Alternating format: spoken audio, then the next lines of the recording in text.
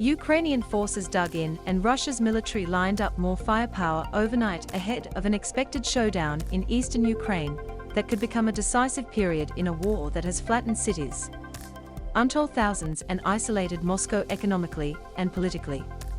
Experts say a full-scale offensive in the east could start within days, though questions remained about the ability of Russia's depleted and demoralized forces to conquer much ground after Ukraine's inspired defenders repelled their push to capture the capital, Kyiv. Britain's defense ministry reported Sunday that Russia's armed forces were trying to compensate for mounting casualties by boosting troop numbers with personnel who had been discharged from service since 2012. Ukraine has the bulk of its military forces in the east. Estimates vary, but they are believed to number in the tens of thousands. Vladimir Putin appoints new commander for Ukraine. This satellite image provided by Maxa Technologies shows an overview of a convoy of armored vehicles and trucks moving south, around Veliky Burluk, east of Kyiv, eastern Ukraine. Russia-backed separatists have fought Ukrainian forces in eastern Ukraine since 2014 and control parts of the Donbass, a mostly Russian-speaking, industrial region. Since Russia invaded Ukraine on February 24, its troops have armed government-held territory. The anticipated offensive in the east and south could end up excising a vast swath of land from Ukraine.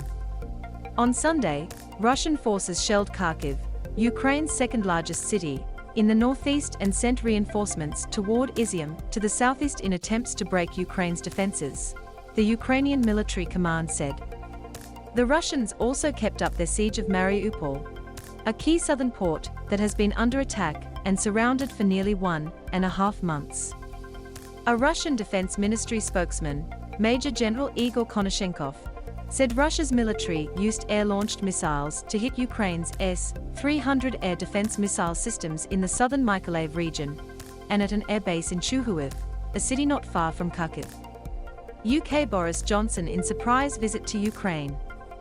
A man with a bicycle walks in front of a destroyed apartment building in the town of Borodyanka, Ukraine.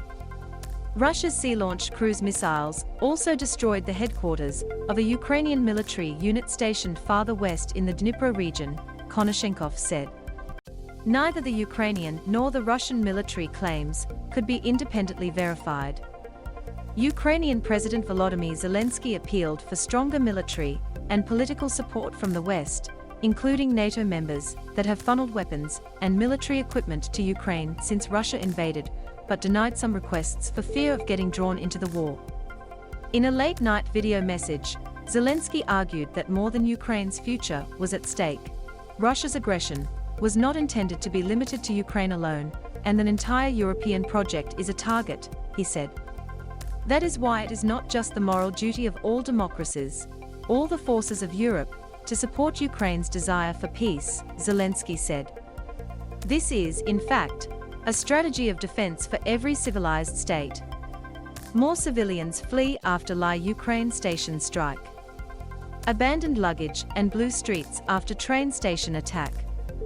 Zelensky thanked the President of the European Union's Executive Commission and Canada's Prime Minister for a global fundraising event Saturday that brought in more than €10 billion to help Ukrainians who have fled the war. The UN Refugee Agency reported Sunday that more than 4.5 million people have left the country since the invasion started Europe's worst ground conflict since World War II.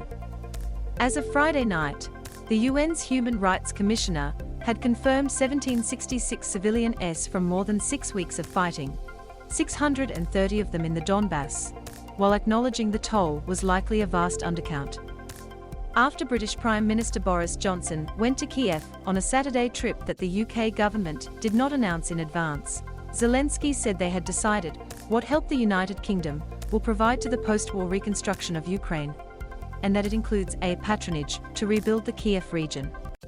Ukrainian authorities have accused Russian forces of committing war crimes against thousands of civilians during the invasion.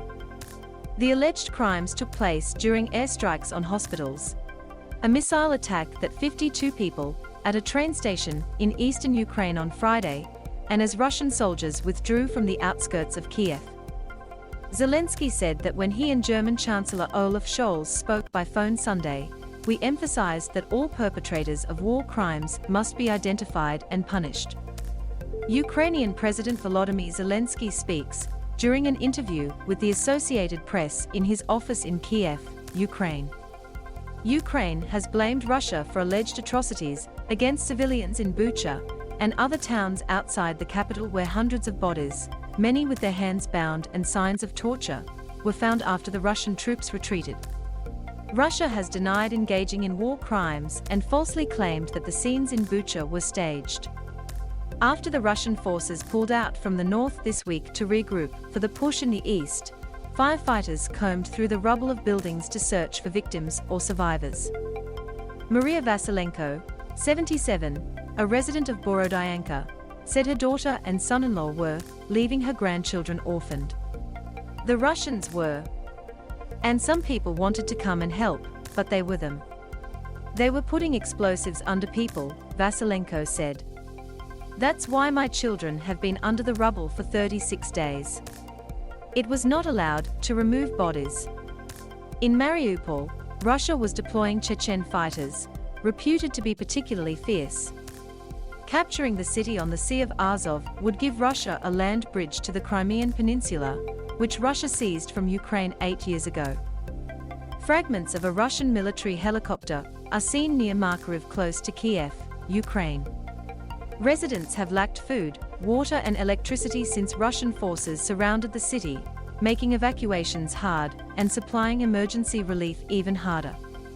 Zelensky has said he expects more evidence of atrocities to be found once Mariupol no longer is blockaded. Ukrainian authorities think an airstrike on a theater where civilians were sheltering hundreds. "I am in shock. I don't understand what is happening. I have a hole in my garage billowing smoke," Mariupol resident Sergei Petrov told the Associated Press, describing a brush with. "A shell flew in and broke up into two parts, but it did not explode. My mother told me that I was born again on that day." Ukrainian Deputy Prime Minister Irina Vereshchuk said more civilians were expected to leave Mariupol in their personal vehicles Sunday, while more evacuations were planned for a number of towns in the south and east. Neighbors received free food from a soup kitchen in Bucha, in the outskirts of Kyiv, Ukraine. The Institute for the Study of War, an American think tank, predicted Russian forces would focus their assault on the northern edge of a sickle-shaped arc of eastern Ukraine, where the pro-Russia separatists and Russian forces have seized territory. Russian forces will renew offensive operations in the coming days from Izium, a town southeast of Kharkiv, to try to reach Sloviansk, even further southeast, the Institute's analysts said. But in their view, the outcome of forthcoming Russian operations in eastern Ukraine remains very much in question. Ukrainian officials have pleaded with Western powers almost daily to send more arms and further punish Moscow with sanctions, including the exclusion of Russian banks from the global financial system, and a total EU embargo on Russian gas and oil. In an interview with the Associated Press inside his heavily guarded presidential office complex on Saturday, Zelensky said he was committed to negotiating a diplomatic end to the war even though Russia has tortured Ukraine. He also acknowledged that peace likely will not come quickly. Talks so far have not included Putin or other top Russian officials. Emergency workers carried debris from a multi-story building destroyed in a Russian air raid at the beginning of the Russia-Ukraine war in Borodyanka, close to Kyiv. "We have to fight, but fight for life. You can't fight for dust when there is nothing and no people. That's why it is important to stop this war," the president said. In the interview with AP, Zelensky noted the increased support, but expressed frustration when asked if weapons and equipment Ukraine has received from the West is sufficient to shift the war's outcome.